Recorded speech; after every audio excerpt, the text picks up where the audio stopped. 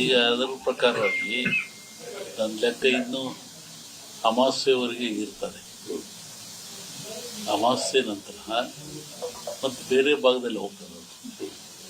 ಒಟ್ಟಿಗೆ ಇದು ಕ್ರೋಧಿನಾಮ ಸಂವತ್ಸರ. ಕ್ರೋಧನ ಸಿಟ್ಟು ಅಂತ ನಮ್ಮ ಹಿಂದೂಗಳ ಪ್ರಕಾರವಾಗಿ. ಇದರ ಒಳ್ಳೆಯದು ಕೆಟ್ಟದಿದೆ. ಒಳ್ಳೆಯದಕ್ಕಿಂತ ಕೆಟ್ಟದೇ ಜಾಸ್ತಿ ಪ್ರಾಕೃತಿಕವಾಗಿ. ಹಾಗಾಗಿ ಪ್ರಾಕೃತಿಕ ದೋಷ ಇದು ಮುಂದುವರಿಯುತ್ತೆ. ನನ್ನ ಲೆಕ್ಕದಲ್ಲಿ ಅಮಾವಾಸ್ಯೆವರೆಗೂ ಒಂದು ಭಾಗದಲ್ಲಿ ಕಮ್ಮಿ ಆಗ್ತದೆ, ಅಮಾವಾಸ್ಯೆಗಳು ಮತ್ತೊಂದು ಭಾಗದಲ್ಲಿ ಜಾಸ್ತಿ ಆಗ್ತದೆ. ಇದು ಇಂಡಿಯಾಗೆ ಅಂತೆಲ್ಲ ಆಲ್ ಓವರ್ ವರ್ಲ್ಡ್ ಹೇಳ್ತಿರೋದು ನನಗೆ. ಹೇಳಿದ್ನಲ್ಲ, ಜಲಕಂಟಕ ಇದೆ, ಎಲ್ಲ ಡ್ಯಾಮ್ಗಳು ತುಂಬುತ್ತವೆ ಅಂತ ಹೇಳಿದ್ದೆ ನಾನು. ಇದೆಲ್ಲ ನಡೆದಲ್ಲಿ ಹೇಳಿದ 20 ದಿವಸ ಧಾರವಾಡದಲ್ಲಿ ಹೇಳಿದ್ದ ನಾನು. ಈಗ ಅದೇ ಅನಿಷ್ಟ ಜಾಸ್ತಿ. ಆಮೇಲೆ ಕರ್ನಾಟಕ ಪೊಲಿಟಿಕ್ಸ್. ಒಬ್ಬ ಸನ್ಯಾಸಿ ತಪಸ್ಸಿ ಕೂತಿದ್ದಂತೆ. ಒಬ್ಬ ಬೇಡ ಒಂದು ಜಿಂಕೆ ಉಡಿಸಿ ಬಂದಂತೆ ಕೊಲ್ಲಕ್ಕೆ. ಅವನು ಮುಂದೆ ಹೋಯ್ತಂತ ಜಿಂಕೆ. ಅವನು ಬೇಡ ಬಂದ, ಏನು ಸ್ವಾಮಿ ಇಲ್ಲಿ ಜಿಂಕೆ ಓತಾ ಅಂತ ಕೇಳಿದ. ಇವನು ಹೇಳಿ ಕೇಳಿ ಸನ್ಯಾಸಿ ಅವನಂದ, ಈ ಓತು ಅಂತ ಹೇಳ್ಬಿಟ್ರೆ ಕೊಂದು ಬಿಡ್ತಾನೆ, ಆ ಕೊಂದು ಪಾಪ ನನಗೆ ಬಂದ್ಬಿಡುತ್ತೆ. ಇಲ್ಲ ಅಂತ ಹೇಳಿದ್ರೆ ಸುಳ್ಳು ಹೇಳಿದ ಪಾಪನೂ ಬರುತ್ತೆ ನನಗೆ, ಏನು ಮಾಡೋದು ಅಂತ ಯೋಚನೆ ಮಾಡಿದಂತ. ಆಮೇಲೆ ಮತ್ತೆ ಅವನ ಆಸೆ ಕೇಳಿ, ಎಲ್ಲರ ಒಂದು ಹೇಳ್ರಿ ಇದ್ರಿ ಸ್ವಾಮಿಗಳು ಇಲ್ಲೇ ಓತಲ್ಲ.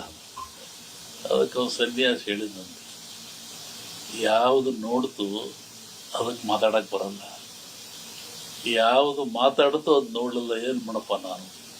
ಕಣ್ಣು ನೋಡ್ತು, ನಿನಗೆ ಕಣ್ಣೇ ಹೇಳಬೇಕು ಓತು ಅಂತ, ಅದು ಮಾತಾಡಲ್ಲ. ಆದರೆ ನ್ಯಾಲಿಗೆ ಮಾತಾಡುತ್ತೆ, ಅದು ನೋಡಲಿಲ್ಲ, ನಾನೇನು ಮಾಡೋಣ ಅಂತ. ಹಂಗೆ ರಾಜಕಾರಣ ಹೇಳ್ಬೇಕಾದ್ರೆ ನಾವು ಯಾರಿಗೆ ಹೇಳ್ಬೇಕಿದ್ರಲ್ಲಿ 20 ಇನ್ನೂ ಒಂದು ಹೇಳಿದ್ದು ನಾನು 20 ಹಿಂದೆ. ಮಹಾಭಾರತದ ಸನ್ನಿವೇಶ ತಗೊಂಡು ವೀರನಾಗಿರ್ತಕ್ಕಂಥ ಅಭಿಮನ್ಯುವನ್ನ ಕಾರಣ ಎಲ್ಲ ಸೇರಿ ಆ ಬಿಲ್ಲಿನ ದಾನವನ್ನು ಕಟ್ಟು ಮಾಡಿ ಅವನು ಮೋಸದಲ್ಲಿ ಕೊಲ್ತಾರೆ ಅಂತ.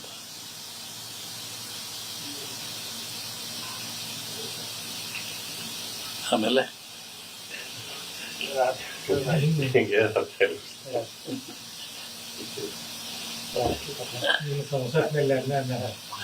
ರಾಹುಲ್ ಗಾಂಧಿ ಅದನ್ನ ರಾಷ್ಟ್ರ ರಾಜಕಾರಣದ ಬಗ್ಗೆ ಅಲ್ಲೂ ಮಹಾಭಾರತದಲ್ಲಿ ಕೃಷ್ಣ ಇದ್ದ ಅಂತ ಭೀಮ್ ಗೆದ್ದ, ದುರ್ಯೋಧನ ಸೋತ. ಇಲ್ಲಿ ಕೃಷ್ಣ ಇಲ್ಲ, ದುರ್ಯೋಧನ ಗೆಲ್ತಾನೆ, ಭೀಮ್ ಸೋಲ್ತಾನೆ. ಇದನ್ನು ಅವತ್ತು ಹೇಳಿದ್ದೆ ಅವನಲ್ಲಿ. ಕರ್ನಾಟಕ ರಾಜ್ಯದ ಮುಖ್ಯಮಂತ್ರಿಗಳ ಬದಲಾವಣೆ ಆಗಿದೆ, ಅದು ಸಮಸ್ಯೆ ಬದಲಾವಣೆ ಆಗಿದೆ. ಈಗೆಲ್ಲ ಅಭಿಮನ್ಯುವನ್ನ ಮೋಸದಲ್ಲಿ ಕತ್ತರಿಸ್ತಾರೆ ಅಂತ. ಏನ್ ಬದಲಾವಣೆ ಸದ್ಯಕ್ಕೆ ತೊಂದರೆ ಕಾಣ್ತಾ ಇಲ್ಲ. ಮುಂದೆ ತೊಂದರೆ ಹೇಳಿದ ಸನ್ಯಾಸಿ ಕತೆ ನಮ್ಮನ್ನು ಅಡ್ಡಾಡ್ದಾಗ ಮಾಡಿಬಿಡ್ತೀರ. ಆಮೇಲೆ ನನ್ನ ಪಾರ್ಲಿಮೆಂಟ್ ಕೇಳಿರು ಧಾರವಾಡದಲ್ಲಿ ವರ್ಷದಿಂದ, ನಮ್ಮ ಊರಿಗೆ ಬಿಡ್ಸಲ್ಲಪ್ಪ ಹೇಳ್ಬಿಟ್ಟು ನಾನು ಇದನ್ನ. ಯಾಕೆಂದ್ರೆ ಈಗ ಈ ಸಮುದ್ರ ಮತನಾಯಿತು, ಸಮುದ್ರ ಮತ ರಾಕ್ಷಸು ದೇವತೆಗಳು ಆದೇಶ ಕಟ್ಟಿ ಹೇಳಿದ್ರು. ಎಲ್ಲ ಬಂತು, ಲಕ್ಷ್ಮಿ ಬಂತು, ಐರಾವತ ಬಂತು, ಕನಕಾದಿಗಳು ಬಂದು, ವಿಷ ಬಂತು. ಎಲ್ಲವರು ಹಂಚ್ಕೊಂಡ್ರು. ವಿಷವನ್ನು ಯಾರು ಹಂಚ್ಕೊಳ್ಳಿಲ್ಲ. ಅವಾಗ ಪರಮಾತ್ಮ ಕೊಡ್ದ. ಆವಾಗ ಅವನಿಗೆ ಯೋಚನೆ ಆಯಿತು, ಸಕಲ ಸಂಪತ್ತೆಲ್ಲ ಕೊಟ್ಟುಬಿಟ್ಟೆ ನಾನು, ಸಮುದ್ರದಲ್ಲಿ ವಿಷವೂ ಬಂದುಬಿಡ್ತು, ಇದನ್ನು ನಾನು ಕುಡಿದೆ, ಇದರಿಂದ ಪಾರಾಗೋದು ಹೇಗೆ? ಬಹುಶಃ ಈ ವಿಷ ಈ ಜನರ ಮೇಲೆ ಹೋದರೆ ಏನಾಗ್ತಿತ್ತು, ಕಾರ್ಕೋಟ ವಿಷ. ಅದಕ್ಕೆ ಯೋಚನೆ ಮಾಡಿ ಈ ಧನ್ವಂತರಿಯನ್ನೂ ಕೊಟ್ಟ. ಈ ಧನ್ವಂತರಿ ಎಲ್ಲಿಂದ ಬಂತು ಅಂದರೆ ಸಮುದ್ರದಿಂದ, ನೀರಿನಿಂದ, ಸಾಗರದಿಂದ ಬಂತು. ಇದು ಆ ಒಂದು ದೇವತೆಯ ರೂಪದಲ್ಲಿ ಬಂತು.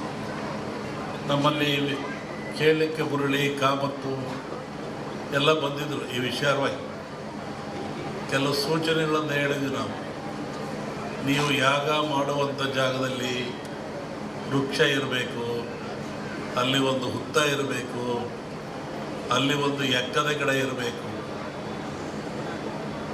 ಮತ್ತು ಸಮುದ್ರ ಪೂಜೆಯನ್ನು ಮಾಡಬೇಕು. ಯಾಕೆಂದರೆ ಮೂಲ ಸಮುದ್ರವೇ ಮೂಲ. ಇದಕ್ಕೆ ಗಿಡ, ವೃಕ್ಷ, ಬಳ್ಳಿ ಇದಕ್ಕೆಲ್ಲ ಸಮುದ್ರವೇ ಮೂಲ. ಅಲ್ಲಿಂದ ತರಬೇಕು. ಹಾಗೆ ಹೀಗಾಗಿ ಈ ಒಂದು ಯಾಗ ಭಾಳ ಚೆನ್ನಾಗಿ ನಡೀತಾ ಇದೆ ಭೂಮಿ ಮೇಲೆ.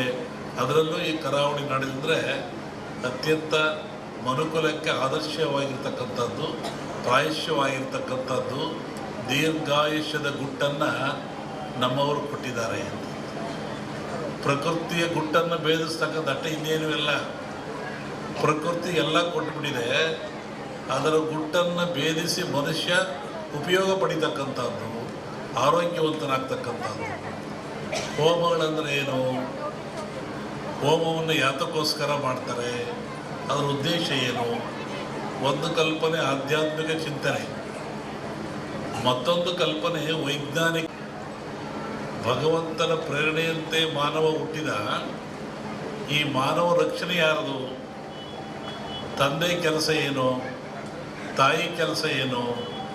ಜೋಪಾನ ಮಾಡೋದು, ಬೆಳೆಸೋದು, ಒಳ್ಳೆ ವಿದ್ಯೆಯನ್ನು ಕೊಡೋದು, ನೀತಿಯನ್ನು ಕಲಿಸೋದು, ತಿಳುವಳಿಕೆ ಕೊಡೋದು, ಸಂಸಾರಕ್ಕೆ ಸೂತ್ರಗಳನ್ನು ಕೊಟ್ಟು ಆದರ್ಶ ವ್ಯಕ್ತಿಯನ್ನಾಗಿ ಮಾಡ್ತಕ್ಕಂಥದ್ದು. ಇಲ್ಲಿ ಭಗವಂತ ಮನುಷ್ಯರನ್ನು ಹುಟ್ಟಿಸಿದ ಮೇಲೆ ಅವನಿಗೆ ಬೇಕಾಗುವ ಎಲ್ಲ ಸವಲತ್ತುಗಳನ್ನು ಕೊಡಬೇಕು. ಅವನು ಯಾವ ಸವಲತ್ತು ಕೊಟ್ಟ? ವಿಶೇಷವಾಗಿ ಆಯುಷ್ಯು, ಆರೋಗ್ಯ. Wealth is lot, something is lot. Money is lot, something is lot. Health is lot, everything is lot. ಆರೋಗ್ಯ ಏನಾದರೂ ಕೆಟ್ಟರೆ ಎಲ್ಲವನ್ನೂ ಕಳ್ಕೊಳ್ತಾನೆ ಮನುಷ್ಯ. ಏನಿದ್ರೇನು? ಆರೋಗ್ಯ ಭಾಗ್ಯ ಇಲ್ಲದೆ ಹೋದರೆ, ಆಯುಷ್ಯ ರೇಖೆ ಇದ್ದೇನು, ಸಂಪತ್ತು ರೇಖೆ ಇದ್ದೇನು?